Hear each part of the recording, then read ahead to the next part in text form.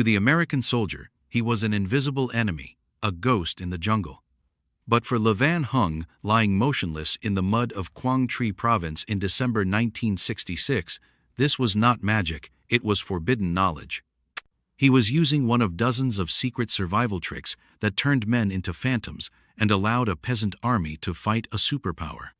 The education began with the complete erasure of the self, a ritual that bordered on the spiritual. It was more than just wearing green. It was about learning what it meant to be human and learning what it meant to be in a jungle. Personal camouflage was the first lesson.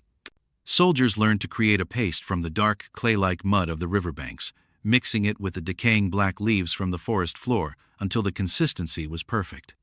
This concoction was smeared over every inch of exposed skin. The primary purpose was concealment, breaking up the unmistakable silhouette of a human face, but the secondary purpose was a secret weapon, scent warfare. The mud, rich with jungle bacteria and decomposing flora, masked the uniquely human scent that gave them away to the highly trained American and South Vietnamese army tracking dogs. They learned to move for days without creating a single smell that was not native to their environment. This meant no smoking, no cooking with pungent spices like fish sauce, and a discipline so severe that it dictated their very diet. The ultimate trick, a closely guarded secret, was biochemical. Le Van Hung was taught to chew the bitter leaves of the guava tree, or a specific type of local mint, to alter the chemical composition of his breath, confusing the keen noses of their canine pursuers. It was a microscopic level of adaptation, a chemical warfare fought on the wind. This mastery of scent was matched by a mastery of sound. Imagine you are that soldier. Every nerve is on fire. A single snapped twig isn't just a mistake, it's the last one you'll ever make. This is where they were taught the De Chuyen Kyo Ho, the tiger walk. Instead of landing on the ball of the foot like a Western soldier, they were trained to place the heel down first, slowly rolling their weight forward, feeling the damp earth yield, testing the ground for a dry twig or a loose stone before committing their full weight. This method, while slower, was unnervingly silent. A platoon of 50 men could move through dense undergrowth and sound like nothing more than the gentle rustling of the wind. They learned to read the jungle's soundscape, to know which bird calls signaled danger and which were normal. They even learned to mimic them. A platoon leader could imitate the cry of a specific bird to signal halt or another to signal enemy sighted, a form of communication completely indecipherable to the Americans. Spoken words were a liability, a betrayal that could travel for hundreds of meters in the quiet jungle. For this, they developed a complex system of hand signals, a silent vocabulary that allowed them to communicate complex orders: enemy sighted, danger ahead, number of hostiles, set ambush across entire formations without a single whisper. This silent, almost telepathic coordination made them seem supernatural to their opponents, as if the jungle itself were thinking and acting against them. But for an army to survive, it must eat. And eating requires cooking. This presented the Viet Cong with a seemingly impossible problem. How do you cook thousands of meals a day in the heart of enemy territory without a single wisp of smoke betraying your position to the aircraft circling above? The answer was not in technology, but in a brilliant manipulation of the earth itself. The Bep Hoang Kam. This invention, named after its creator who developed it during the war against the French, was a brilliant piece of practical thermodynamics. Instead of an open fire, a deep pit was dug into the earth. From this pit, a long, winding trench, sometimes over 100 feet in length, was excavated and then carefully covered with sticks, leaves, and dirt. This long tunnel acted as a massive filter and heat sink. As the hot smoke from the fire pit traveled through the trench, it would cool, and the soot and scent would be absorbed by the layers of earth and vegetation.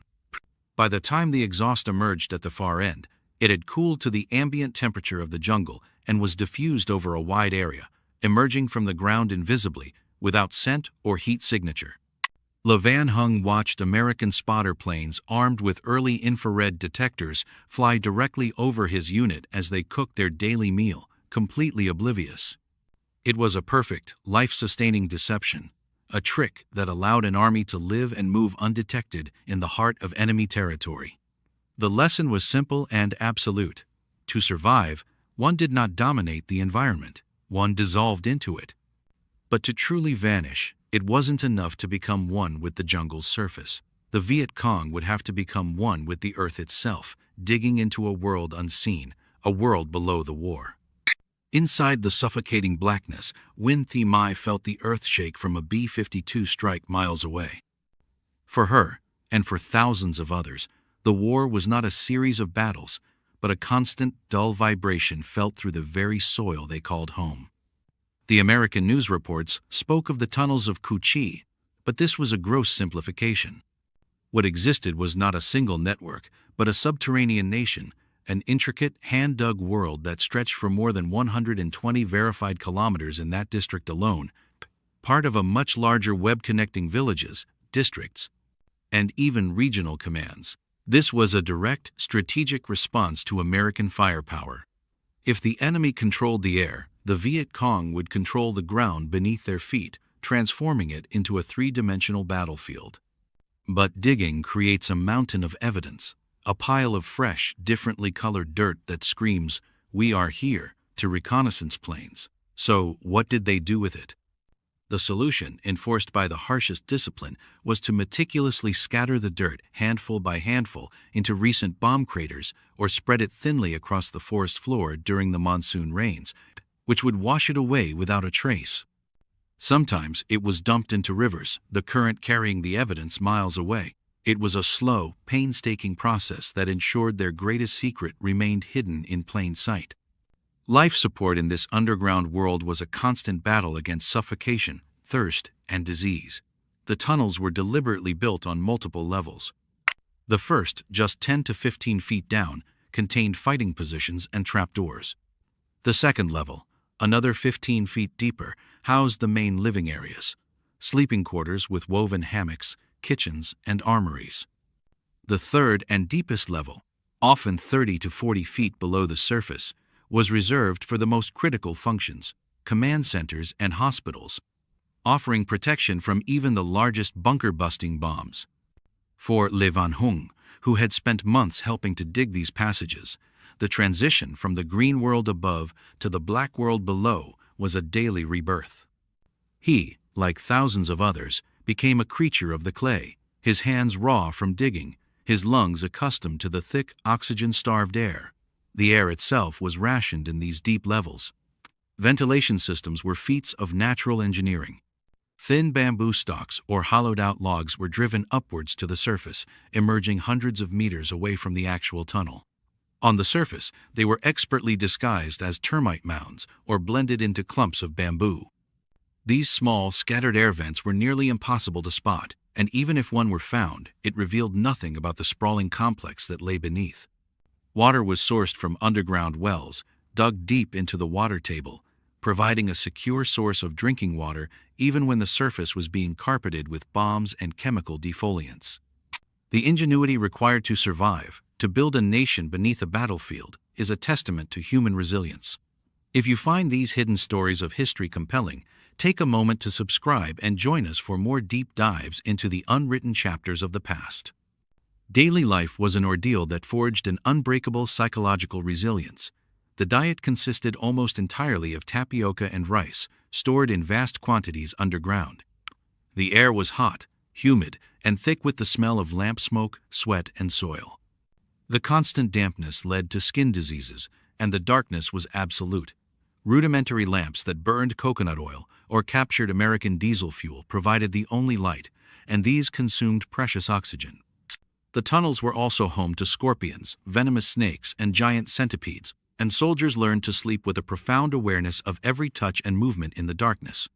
Yet this was no mere bunker, it was a functioning society. There were large chambers that served as makeshift hospitals where surgeons performed amputations and removed shrapnel by torchlight.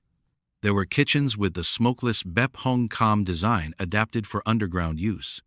There were even theaters where performers would put on shows to maintain morale. An entire generation was quite literally born, raised, and educated in these tunnels. Children who saw the sun only on rare, heavily guarded excursions. Marriages were performed. Life went on. Ultimately, the tunnel system was not just a defensive measure. It was an offensive weapon. The design was a deliberate trap for the unwary. Entrances were hidden beneath cooking fires, inside pigsties, or even at the bottom of riverbeds, accessible only by holding one's breath. Trapdoors were often rigged with grenades or venomous snakes.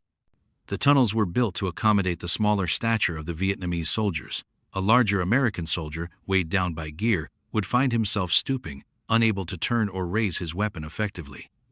The network was a maze of dead ends, U-bends that could be filled with water to block gas attacks, and razor-sharp bamboo spikes lining crawlspaces. Hidden firing ports, barely visible at ground level, allowed guerrillas to emerge, fire on a passing patrol, and then disappear back into the earth before the Americans could even identify where the shots came from. They had turned the very land into an extension of their will, a weaponized labyrinth that swallowed soldiers and morale whole. It was a world built from dirt and defiance, an empire of darkness that American firepower could shake but never truly conquer. The fear this created on the surface was a weapon in itself, a psychological poison. But the Viet Cong would refine this terror into an art form, creating a new doctrine of warfare that targeted the mind as much as the body. For every American soldier wounded by a bullet, 3 were wounded by something far simpler, something born from the jungle itself. The weapon wasn't the sharpened bamboo spike, but the silent, gnawing fear it planted in the mind of an entire army. The use of booby traps by the Viet Cong was not a haphazard tactic of desperation. It was a calculated, centrally planned doctrine of psychological warfare. The primary objective, a truth never shared in field manuals, was not to kill. A dead soldier was a tragedy, but a logistical simplicity. A wounded soldier, however, was a logistical nightmare. He required immediate attention from his comrades, slowing the patrol. He needed a medic to risk his own life. He occupied a space on a medevac helicopter, a precious resource. He filled a bed in a field hospital and required months of care. A single non-fatal wound could effectively remove 3 or 4 enemy soldiers from a combat zone and ripple through the entire support system. This cold, brutal calculus, as Le Van Hung learned from his unit's grizzled sapper, was the guiding philosophy behind their most infamous creations. It was a war of attrition fought against the enemy's medical chain. Resourcefulness was the first commandment. The Viet Cong were masters of scavenging, turning America's industrial waste into weapons with a chilling irony. A discarded sea ration can become the casing for the infamous toe popper, a small explosive charge, often using powder from a dud American bullet triggered by pressure. It was designed not to kill, but to blow off a foot. Unexploded American bombs, a deadly legacy of the air war, were carefully dismantled by brave specialists. Their C4 explosive components were repurposed into command-detonated mines, while the metal casings were forged in jungle smithies into thousands of sharp projectiles. Even the scrap metal from a downed Huey helicopter could be transformed into the razor-sharp blades of a Venus flytrap, a buried box with overlapping, inward-facing spikes that would snap shut on a soldier's leg. But the most iconic weapon, the one that haunted the dreams of every American ground pounder, was the punji stick. These were sharpened stakes of bamboo, a material that was endlessly abundant. They were fire-hardened to the consistency of steel and then concealed in pits along well-trodden patrol routes, often hidden under a thin layer of leaves and dirt. But the true viciousness of this weapon was not the initial wound, the simple puncture.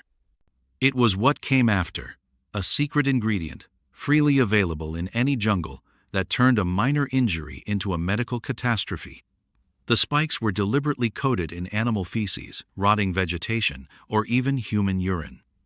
The goal was to introduce tetanus and other virulent bacteria deep into the wound, ensuring that even a minor puncture could lead to gangrene and a medical evacuation.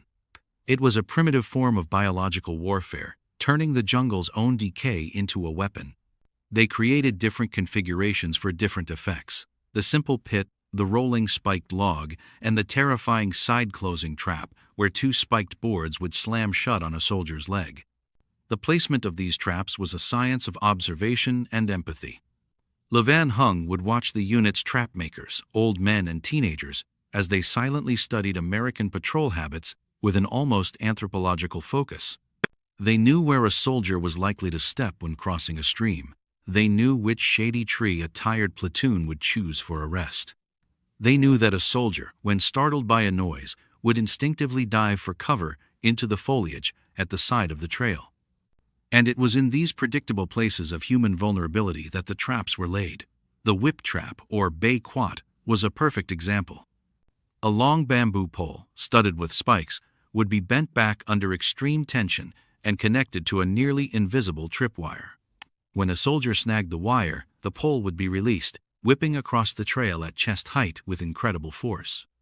Not all traps were designed to physically harm. Many were intended purely to erode morale and create a constant state of paranoia. Tripwires would be connected not to explosives, but to a collection of empty cans filled with pebbles, creating a sudden, terrifying noise in the dead of night, forcing an entire platoon to stay awake in a state of high alert. They created snares that would hoist a soldier's rifle just out of reach, forcing him to call for help and feel helpless. They even created traps designed to capture a unit's flag or mascot, a form of humiliation that would be talked about for weeks. Every step in Vietnam was a gamble. The ground itself became the enemy. This constant, unblinking tension wore soldiers down more than any firefight. It turned a simple walk through the jungle into a nerve-shredding ordeal, exactly as it was designed to do. The booby traps of the Viet Cong were a masterclass in asymmetrical warfare, proving that fear, carefully cultivated and relentlessly applied, could be as effective as $1 billion worth of high-tech weaponry. This philosophy of attrition, of winning not by grand battles but by 1,000 small cuts, was not confined to local ambushes. It was scaled up to a monumental level, creating a logistical network that bled the American war machine for a decade. It was never a single road, but 1,000 shifting veins, a living network of footpaths, river crossings, and bicycle tracks. The Americans called it the Ho Chi Minh Trail. For the 20,000 soldiers and porters who lived and died on it, it was simply the trunk line, the blood artery that kept the heart of their resistance beating. But how could a simple footpath withstand the most intense aerial bombardment in human history, dropping more bombs on this network of jungle paths than were dropped on all of Europe during World War II? The answer lay not in resistance, but in regeneration. The trail was not a road to be destroyed, but a living organism that could heal itself. Its strength was its complete decentralization. If one path was bombed, traffic was instantly rerouted onto a dozen others. The keepers of this knowledge were the Commo liaison units, men and women who held a perfect mental map of every stream, every mountain pass, and every hidden clearing. They were the living memory of the trail, the human global positioning system that made the whole network function. The methods of transport were a testament to low-tech, high-efficiency ingenuity. The most iconic symbol of the trail was not a truck, but the humble bicycle. These were not ordinary bikes. They were steel horses, heavily reinforced with extra welding and padding, their frames strengthened to carry astonishing loads. Lavan Hung, now assigned to a supply unit, experienced the grueling reality firsthand. He watched single porters guide bicycles laden with 400 to 500 pounds of rice, ammunition, or medical supplies, pushing them for dozens of kilometers a day. They used bamboo poles attached to the handlebars and seat for leverage and balance, turning a simple machine into a logistical workhorse that required no fuel and could navigate narrow, muddy paths where no truck could go. For river crossings, they used go noi, floating rafts made of bundled bamboo that could be assembled in minutes to ferry supplies and then quickly dismantled on the other side, leaving no trace. Everything was powered by human muscle and relentless determination. This human-powered supply chain was constantly under attack from the air, and the techniques developed to repair and conceal the trail were among the most forbidden secrets of the war. The defense of the trunk line fell to the youth shock brigades, tens of thousands of young volunteers, many of them women, who worked with a fanatical devotion. When a bombing raid ended, they would swarm into the craters, often while the ground was still smoking, and begin repairs. They had pre-positioned stockpiles of gravel and logs hidden along the trail, allowing them to fill a 30-foot crater in a matter of hours. Their most remarkable creations were designed for concealment. They wove intricate treetop canopies from living vines and branches, stretching them across sections of the trail to create a false jungle roof that was invisible to reconnaissance planes. They built underwater bridges in shallow rivers, laying down logs and sandbags just a few inches below the surface, allowing trucks to drive across completely hidden from view. They became masters of camouflage, even learning to tie branches to the tops of trucks so that, from the air, they looked like moving bushes. They developed sophisticated counter-reconnaissance tactics, building fake trails that led to heavily trapped ambush zones and lighting fires at night in empty valleys to draw airstrikes away from the real route. The entire trail was a human system, a living conveyor belt of people. It was dotted with way stations known as bin trams every 3 to 5 kilometers. These were hidden camps that provided food, rudimentary medical care, and a place for porters and soldiers to rest. Each bin tram was a self-contained community, responsible for maintaining its own section of the trail. This cellular structure made the network incredibly resilient. A devastating attack on one section would have no effect on the others. A porter's journey, as Hung discovered, was a grueling relay race of endurance. They would carry their load from one station to the next, then rest while another porter carried it on. This system was supported by a vast network of local villagers who provided food, intelligence, and labor, making the entire population a part of the logistical effort. It was an army of ants, each individual carrying a small load that collectively managed to sustain a modern army in the field against a superpower. The Ho Chi Minh Trail was more than a supply line. It was the ultimate expression of their strategic doctrine. It proved their belief that a committed, organized, and resourceful human network could ultimately defeat a technologically superior but strategically inflexible enemy. It was a victory not of firepower, but of will. But the final battle was not fought on the trail or in the tunnels. It was fought inside the mind of each soldier, a daily struggle against disease, despair, and the psychological trauma of a relentless war. When the last pack of antibiotics was gone, and a soldier in Levan Hung's unit was dying from an infected shrapnel wound, the medics did not surrender to despair. They turned to a forbidden knowledge, a pharmacopoeia that grew from the very soil they fought on, a medicine that had been passed down for 1,000 years.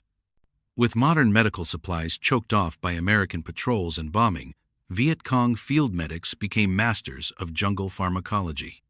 This was not folk magic, it was a highly specific and effective system of herbal medicine, knowledge that was officially discouraged by their modernizing government, but secretly taught as a last resort for survival. They learned that the leaves of the guava tree, when crushed into a poultice, contained powerful antiseptic and antibacterial properties, perfect for dressing battlefield wounds. When a soldier succumbed to the raging fevers of malaria, medics would brew a bitter tea from the ladua plant, a local remedy that helped break the fever. For dysentery, a rampant killer in the jungle, they used a tea made from the bark of a certain tree. They discovered that the thick, sticky sap of the jackfruit tree could be used as a natural, biodegradable suture to close wounds in the field. This deep knowledge of the local flora, from pain-relieving herbs to plants that could stop bleeding, gave them a fighting chance when official supplies ran out. Medical improvisation became a necessary art form. Surgical tools were priceless, and keeping them sterile in the unhygienic conditions of the jungle was a constant struggle. They developed a method of using sealed sections of wide bamboo stalks as makeshift autoclaves, boiling the instruments inside to achieve a level of sterility that saved countless lives. When saline intravenous drips were needed to treat dehydration from blood loss or disease, they turned to an astonishingly effective substitute: young coconuts. The water inside a green coconut is sterile and has an electrolyte balance similar to human plasma, and medics learned to administer it directly as an intravenous fluid, a technique that saved thousands. This single act of turning a piece of fruit into a life-saving medical device is a stark reminder of the ingenuity at play. It's one of dozens of such stories. Which of these survival tricks do you find the most unbelievable? Let us know your thoughts in the comments below, because the sheer resourcefulness here is something worth discussing. Even rudimentary dental care was considered. A toothache could incapacitate a soldier, so medics learned rudimentary extraction techniques and used certain herbs as powerful natural analgesics to numb the pain. This resourcefulness, born of absolute necessity, demonstrated a core tenet of their survival. The solution to any problem could be found in the immediate environment if one was clever enough to see it. The greatest enemy, however, was not infection or injury, but the slow corrosion of morale. To combat this, the Viet Cong leadership enforced a rigid psychological doctrine known as Tam Kung, or the Three Togethers. This was not a friendly suggestion, but a fundamental rule of survival. Units were required to live together, eat together, and work together. This constant and forced communion was designed to eliminate the feelings of isolation and despair that could destroy a guerrilla army from within. Soldiers shared every hardship, every grain of rice, every moment of fear. This created a bond of interdependence that was far stronger than conventional military discipline. A soldier fought not for an abstract ideology, but for the person next to him, the one with whom he shared everything. A critical component of this was the Kiem Thao, or criticism and self-criticism sessions. In these meetings, soldiers like Hung were encouraged to voice their fears, their grievances, and even criticize their commanders, all within a structured environment. This acted as a psychological release valve, preventing resentments from festering and reinforcing the group's cohesion. The survival of the Viet Cong was a victory of the human spirit against overwhelming technological force. If their story of resilience has moved you, please share this video with others so that these forgotten histories can find a new audience. The fight for their hearts and minds was considered as critical as any military operation. Political officers, who were embedded in every unit, were tasked with maintaining ideological cohesion and fighting off the psychological fatigue of a forever war. Their most effective tools were not lectures, but poetry and music. In the depths of the tunnels, or in hidden jungle clearings, soldiers would gather to listen to poems about Vietnamese history, about the heroism of past generations, about the land they were fighting for. They sang folk songs that reminded them of their villages and their families. This was a deliberate strategy to anchor the soldiers' minds to their cause, to give meaning to their suffering. It was a way to remind them that they were part of a story much larger than their own individual struggle. This constant reinforcement of purpose was their ultimate psychological weapon, an armor against the terror and hopelessness of the war. They understood a truth that their enemies often forgot. Wars are ultimately won not by the side with the most advanced weapons, but by the side that refuses to break. Their medicine was the earth, and their armor was their will. They survived not just by hiding in the jungle or digging into the ground, but by forging a collective psychological resilience that could withstand anything thrown at it. This forbidden knowledge of plants that could heal, of improvised medicine, and of rituals that could steal the soul was their final, and perhaps greatest, secret. The story of Viet Cong survival is a powerful reminder that ingenuity and willpower can rival even the most advanced technology. These forbidden tactics, born from necessity and perfected over years of brutal conflict, offer a unique window into the hidden side of history. Thank you for joining us on this journey. If you wish to explore more untold stories like this, please subscribe and turn on notifications. Every story shared is a piece of history preserved.